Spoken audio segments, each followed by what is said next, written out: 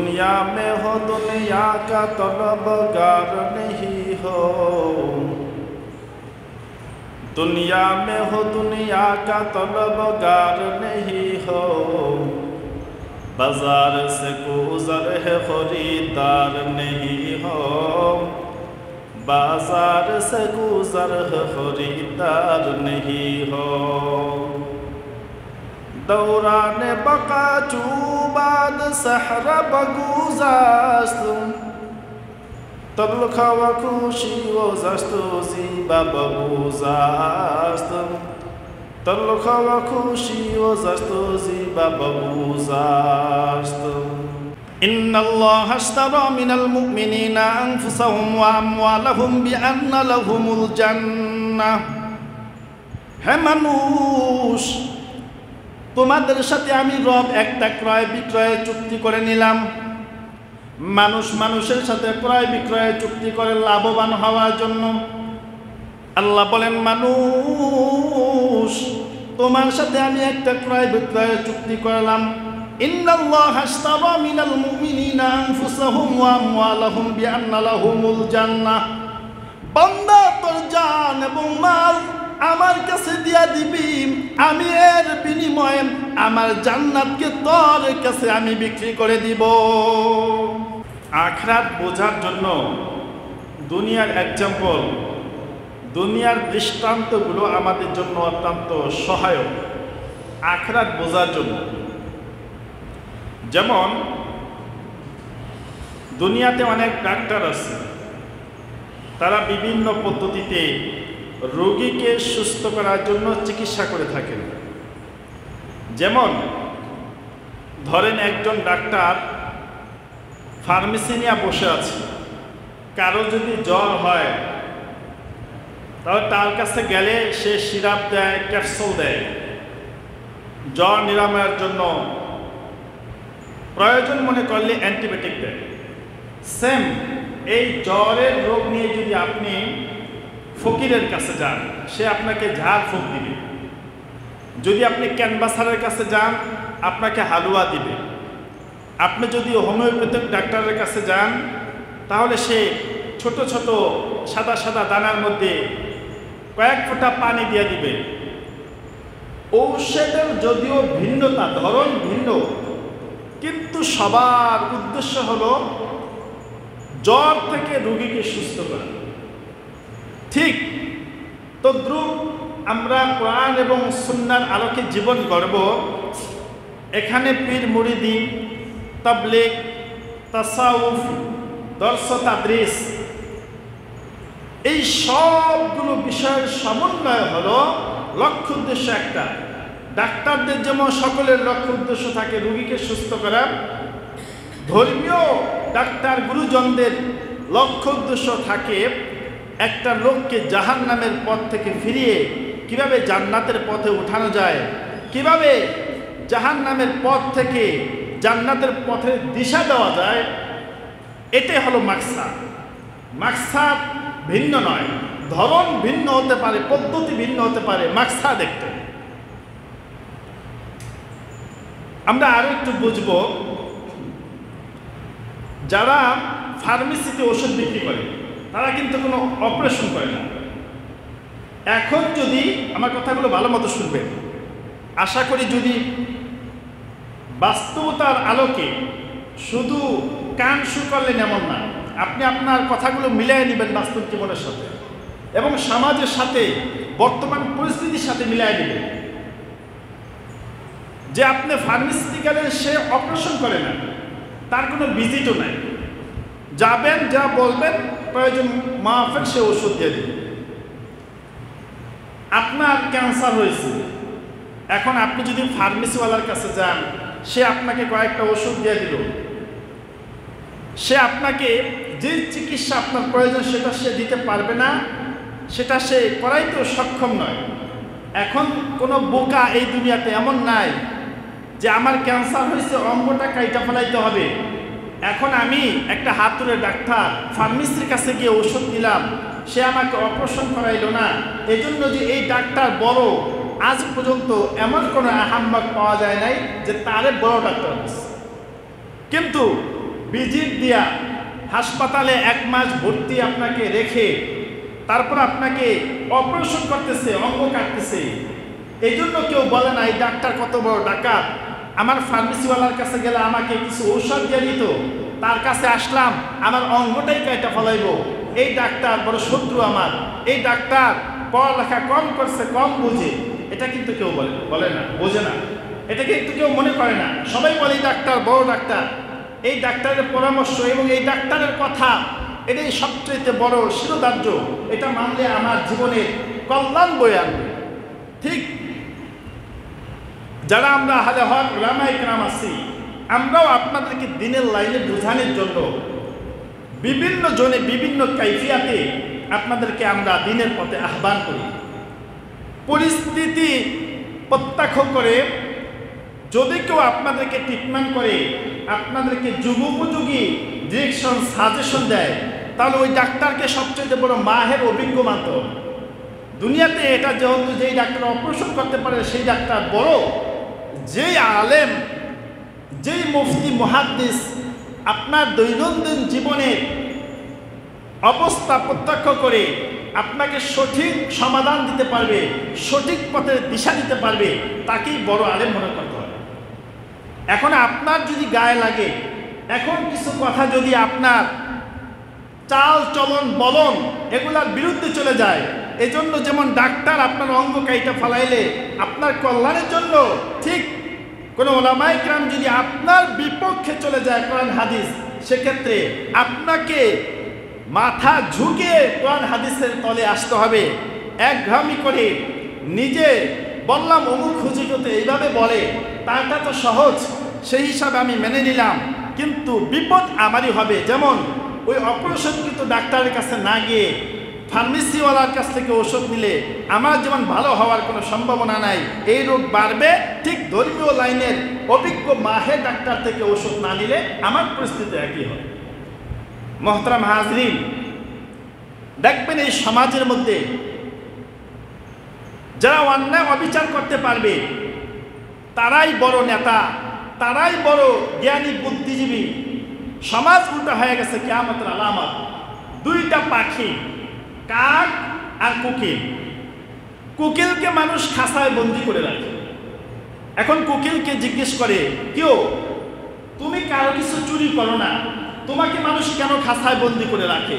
আর কাক একজনের সাবান, একজনের সোবাম, আরেকজনের ক্ষেতের ফসল, আরেকজনের মুরগির বাচ্চা, এটা সেটা চুরি করে, তারপরও ওকে কেন বন্দি করে না? কোকিল বলতেছে, ভাই আমার অপরাধ একটাই, আমি কথা বলি, এই কথা বলতে পারি, এটা আমার অপরাধ। তাহলে হক কথা বলাটাও অপরাধ। সমাজ উল্টা কোরআন সুন্নাহর বিরোধী চলতেছে। দুনিয়া আজ কোরআন সুন্নাহ থেকে দূরে। এজন্য যারা হক কথা বলবে, হক পথে চলবে, হকের পক্ষে থাকবে, তারাই, যারা হক বিরোধী তাদের অটোমেটিক শত্রু হয়ে যাবে।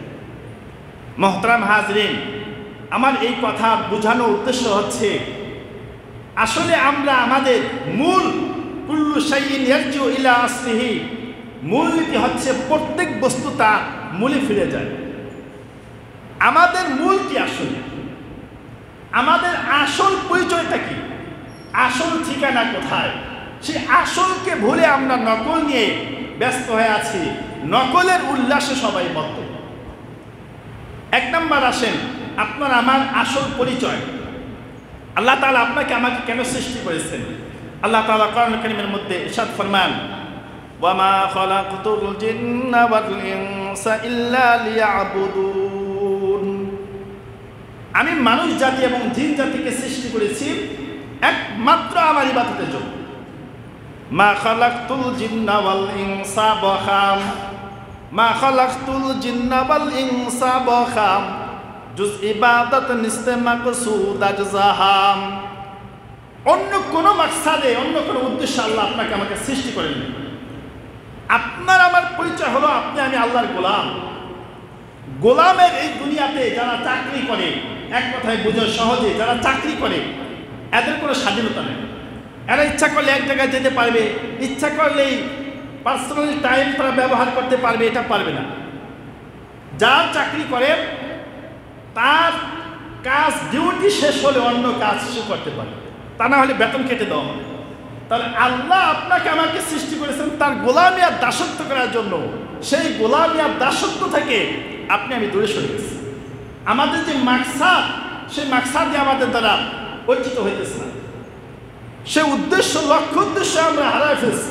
আমাদের গন্তব্যে আমরা কোথায় কিভাবে পৌঁছব সহজে বুঝবেন। আরো আমাদের এই দেশ থেকে বহু মানুষ আছে প্রবাসে থাকে, কেউ 10 বছর, 15 বছর, 20 বছর।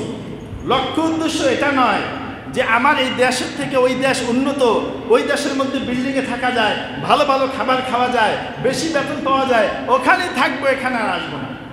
ওখানে মানুষ যদিও যায় 10 বছর, 15 বছরের জন্য, 20 বছর থাকে, কিন্তু টার্গেট থাকে আমার একদিন আমার গন্তব্যে ফিরে যেতে হবে, মাতৃভূমিতে ফিরে যেতে হবে, যা করার সেখানে আমি করব। ঠিক আপনার আমার গন্তব্য, আপনার আমার আসল ঠিকানা সেটা তো পরকালে, দুনিয়া নয়। একটা মানুষ 10 বছর সেখানে থাকলেও সবসময় চিন্তা করে কখন আমি দেশে যাব। আপনার আমার চিন্তাধারা, এই সবসময় টেনশন থাকা দরকার ছিল যে আপনার আমি যেখানে যাব, কোথায় যাব, কিভাবে থাকবো সেখানে। কিন্তু এই চিন্তা আসে না। কেন আসে না? দুনিয়ার ব্যস্ততা, দুনিয়ার মায়া, মোহাব্বত, ভালোবাসা।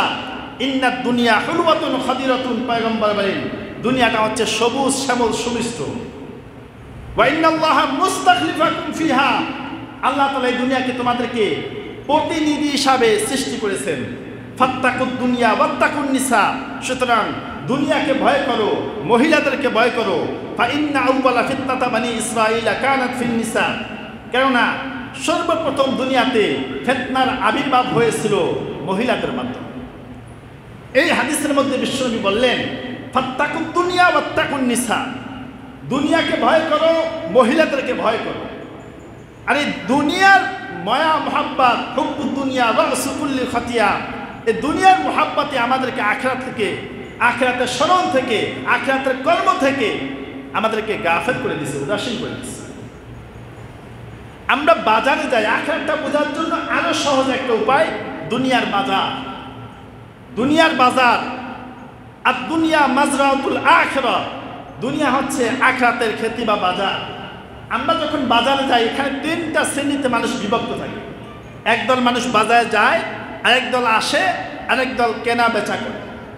এই দুনিয়াতে দেখবেন প্রত্যেক দিন, প্রত্যেক নিহত কেউ বিদায় নিয়ে চলে যাচ্ছে, কেউ আবার নতুন দুনিয়াতে আসতেছে, আর কেউ বা খারাপ আমল, কেউ বা ভালো আমল করতেছে।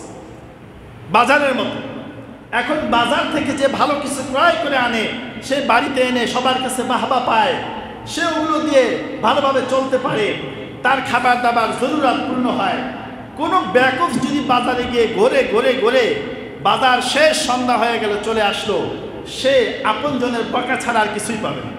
ঠিক আমাদেরকে আল্লাহ তাআলা দুনিয়াতে 60-70 বছর, 80 বছরের হায়াত দিয়া পাঠাইছেন, এটা ঘোরার জন্য নয়, সওদা ক্রয় করার জন্য। আমাদেরকে বাজার পাঠাইছেন বাজার করার জন্য। খালি হাতে ফিরে গেলে আমাদেরও রক্ষা হবে না। আফা হাসিবতুম আন্নামা খলাকনাকুম আবাসাও ওয়া আন্নাকুম ইলাইনা লা তুরজাউন, তোমরা কি ভেবেছো আমার নিকটে তোমাদেরকে ফিরিয়ে আনা হবে না, আমার নিকটে তোমরা আসবে না? অবশ্যই অবশ্যই এমন একটা সময় আসবে প্রত্যেককে আমার নিকটে ফিরিয়ে আনা হবে, ইচ্ছায় হোক আর অনিচ্ছায় হোক। তাহলে দুনিয়ার মাকসাদ এটা আমাদের আসল না। দুনিয়াতে যে যতটুকু করবে সেটা দুনিয়াতেই থেকে যাবে, কিন্তু দুনিয়াতে থেকে দুনিয়ার পাশাপাশি অনন্ত অসীমকালের আখিরাত আমাদের আপন করে নেওয়ার জন্য সুযোগ রয়েছে। আর এটাই ছিল মূলত মাকসাদ। মানব জাতির প্রথম মানব আমাদের আদি পিতা পয়গম্বর আদম আলাইহিস সালাতু ওয়াস সালাম, তার মাধ্যমে এই মানুষ জাতির সিলসিলা আল্লাহ তাআলা দুনিয়াতে বিচরণ করেছেন, কিন্তু সরাসরি তাকে দুনিয়াতে পাঠিয়ে দিতে পারতেন। কেন পাঠাইলেন না? কোরআনুল কারীমের মধ্যে আল্লাহ তাআলা বলেন, ইন্নাল্লাহা আশতারা মিনাল মুমিনিনা আনফুসাহুম ওয়া আমওয়ালাহুম বিআন্না লাহুমুল জান্নাহ। হে মানুষ, তোমাদের সাথে আমি রব একটা ক্রয় বিক্রয়ের চুক্তি করে নিলাম। মানুষ মানুষের সাথে ক্রয় বিক্রয়ের চুক্তি করে লাভবান হওয়ার জন্য। আল্লাহ বলেন, মানুষ তোমার সাথে আমি একটা ক্রয় বিক্রয়ের চুক্তি করলাম। ইন্নাল্লাহা আশতারা মিনাল মুমিনিনা আনফুসাহুম ওয়া আমওয়ালাহুম বিআন্না লাহুমুল জান্নাহ। বান্দা তোর জান এবং মাল আমার কাছে দিয়া দিবি, প্রয়োজনে আমি এর বিনিময়ে আমার জান্নাতকে তোর কাছে আমি বিক্রি করে দিব। দুইটা জিনিস, জান এবং মাল। ক্লিয়ার বুঝবেন? জান এবং মালের বিনিময়ে আল্লাহ আপনাকে আমাকে জান্নাত দিবেন। এখন যে মনে করবে জান মাল আমার, আমার জান আমার মাল আমি কাউকে দিব না, আমার এটা যতদিন আছে আমি ভোগ করব, তাহলে ক্ষণস্থায়ী দুনিয়া যতদিন আছে অতদিন থাকবে বাহাদুরি, অতদিন থাকবে ক্ষমতা, অতদিন থাকবে টাকার গরম, অতদিন থাকবে টাকার হুঙ্কার। যখনই চক্ষু দুটা বন্ধ হয়ে যাবে সব শেষ। ওই সময় দুনিয়ার আসামিদের যেমন হাতে কড়া লেগে যায়, আপনি আমি জাহান্নামের আসামি হয়ে যাব, তৎক্ষণাৎ হাতের মধ্যে কড়া লেগে যাবে। দুনিয়া ভোগ বিলাসিতার জায়গা নয়। একটা মানুষ বাহিরে যায়, সে আরামায়েশ করার জন্য যায় না, রাতকে দিন করে দিনকে রাত করে পরিশ্রম করে সে তার ভবিষ্যৎ গড়ার জন্য। এই দুনিয়াটা আল্লাহ পাঠিয়েছেন আমাদেরকে আমাদের আখিরাতকে আপন করার জন্যে, আখিরাত কামাই করার জন্যে। এখন যদি আখিরাতই ভুলে যায় তাহলে ব্যর্থই জীবনের কোনো মূল্য নাই, পশু পাখির মতো। বালহুম আদল, এর চাইতে আরো নিকৃষ্ট হয়ে যাবে, জীবনের কোনো মূল্য থাকবে না। মোহতারাম হাজির, এখন একটা প্রশ্ন হতে পারে যে আল্লাহ জান মালের বিনিময়ে আমাকে জান্নাত দিবেন, এই জান্নাত তো আমি দেখলাম না। তো আল্লাহ আমার থেকে যেটা নিতেছেন, আমার মা আমার সম্পদ, আমার জানের মাধ্যমে আমার এই বড়ি জীবিত, এই দুইটাই তো দেখা যায়। আল্লাহ বলেন, প্রশ্নের উত্তর নিয়ে নাও। যদি কনফিউশন থাকো, যদি দুনিয়ার মাল মোহাব্বত ভালোবাসা তোমাকে আসক্ত করে ফেলেছে, তাকে দেখো মানব জাতির প্রথম মানব সাইয়্যিদুনা আদম আলাইহিস সালাতু ওয়াস সালাম, ইচ্ছা করলে আমি রব তাকে সরাসরি দুনিয়াতে পাঠিয়ে দিতে পারতাম, কিন্তু পাঠাই নাই। কেন জানো নাকি? ইয়া আদম উসকুন আনতা ওয়া যাওজুকাল জান্নাহ ওয়া কুলা মিনহা রাগাদান হাইতু শিতুমা ওয়া লা তাকরাবা হাদিহি শাজারা ফাতাকুনা মিনাল যালিমিন। হে আদম, তুমি এবং তোমার সঙ্গিনী জান্নাতের মধ্যে বসবাস করতে থাকো এবং জান্নাতের নিয়ামত সমূহ ভোগ করতে থাকো। ওয়া লা তাকরাবা হাদিহি শাজারা, এই গাছের কাছেও যাইবা না। ফাতাকুনা মিনাল যালিমিন, তাহলে তোমরা পথভ্রষ্ট হয়ে যাবা, জালেম হয়ে যাবা। আল্লাহ কেন আদম নবীকে হাওয়া আলাইহিস সালাম কি জান্নাতের মধ্যে রাখলেন? মুফাসসিরিন কিরাম লেখছেন আয়াতের তাফসীরে, আল্লাহ মানব জাতিকে দুনিয়ায় পাঠানোর পূর্বে এই কথার স্মরণ করে দিতেছেন, হে মানব জাতি ভালো মতো শুনে নাও, তোমাদের আসল ঠিকানা দুনিয়া নয়, তোমাদের বাবার বাড়ি আসল জান্নাত। তোমরা যাই করো আর নাই করো, মনে রাখবা তোমাদের আসল বাড়ি জান্নাত। দুনিয়ার বাড়ি যদি নাও কামাই করতে পারো, কিন্তু আখিরাতের বাড়ি যেন নষ্ট না হয়। বাবাই ছিল জান্নাতে, এখন যদি দুনিয়াটা প্রিয় হয়ে যেত বাবার কাছে ওই জান্নাতে চাইতে, তাহলে একটা ভুলের কারণে খতম অনিচ্ছাকৃতভাবে 350 বছর একটা পাথরের সাথে হেলান দিয়ে কাটতেন না। আসলে দুনিয়ার মজা তো সরাসরি বুঝি দেখি, এজন্য এটা বুঝা আসে, এটা তাৎপর্য মাহাত্ম্য গুরুত্ব ভালোবাসা আমাদেরকে অতি অল্প সময় আসক্ত করে। মুমিন প্রশ্ন করে, আল্লাহ আপনার জান্নাত দেখা যায় না, আমার মাল আমার জান দেখা যায়, কিভাবে আমি আমার মাল জানকে আপনার কাছে বিশ্বাস করে দিয়ে দেব? আল্লাহ বলে, হে মানুষ, তাকা দেখ, তোদের সকলের পিতা আদম নবী জান্নাতে ছিল। এই জান্নাত এত সুন্দর ছিল, দুনিয়াতে পাঠানোর পরে ওই জান্নাতের কথা স্মরণ করে করে ওই জান্নাতে পুনরায় আবার যাওয়ার জন্য একদিন নয়, 2 দিন নয়, একটা ভুলের কারণে 350 বছর যদি কেঁদে থাকেন, তোমার আমার জীবনে কত গুনাহ, প্রত্যেকটা ওঠা বসায় চলন বলনে হার দম কবিরা গুনাহ সগীরা গুনার মধ্যে, তাহলে এক একটা গুনাহের জন্য কত বছর তওবা করা দরকার ছিল, একটু চিন্তা করা দরকার ছিল। বিছানার মধ্যে তো মাথাটা লাগায় প্রত্যেকদিন শুই, শোয়ার সময় একটু হিসাব কিতাব করা দরকার ছিল। আল্লাহ যে পাঠাইলেন আবারও যে নিয়ে যাবেন, মাঝখানের এই জীবনটা, জিন্দেগিটা, এটা আমার ভালো মন্দর জন্য কনফার্ম চিরস্থায়ী ডিসিশন। অতএব আমার ডিসিশন, আমি কি হব, জান্নাতি না জাহান্নামী। আমার এই দুনিয়ার কষ্ট ক্লেশ, আল্লাহ বলেন লাকাদ খালাকনাল ইনসানা ফি কাবাদ, আমি মানুষকে কষ্ট ক্লেশের মাঝে সৃষ্টি করেছি। হাদিস শরীফের মধ্যে আসছে, মানুষকে যদি একটা স্বর্ণের উপত্যকা দিয়ে দেওয়া হয়, এরপরে যদি আরো একটা উপত্যকা ওকে দেওয়া হয়, তার পেট ভরবে না, গাল এটা ফুলেই থাকবে, হাই করে থাকবে, এটা আর জুববে না। এমন যদি আর 10টাও দেওয়া হয়, তার চাহিদা, তার আকাঙ্ক্ষা এটা পূর্ণ হবে না, এটা শেষ হবে না। কখন শেষ হবে? যখন কবরের মধ্যে রাখা হবে, কবরের মাটি মুখের মধ্যে ঢুকবে, তখন এই আশা আকাঙ্ক্ষা পরিসমাপ্তি করবে, এর আগে কখনো না। যতদিন থাকবে মায়ের গর্ভ থেকে নিয়ে সংগ্রাম, মৃত্যু পর্যন্ত আপনাকে সংগ্রাম করে বাঁচতে হবে। এই দুঃখ কষ্ট ক্লেশ দিয়ে মানুষকে আল্লাহ সৃষ্টি করেছেন, এটা আমার থেকে আলাদা হবে না। কিন্তু আমার থেকে এটা আলাদা হবে না, এটাকে আমি সঙ্গে নিয়ে আলাদা একটা জিন্দেগি, যেটা শুরু আছে শেষ নাই, ওই জিন্দেগিকে আমি আমার করে নিতে পারি।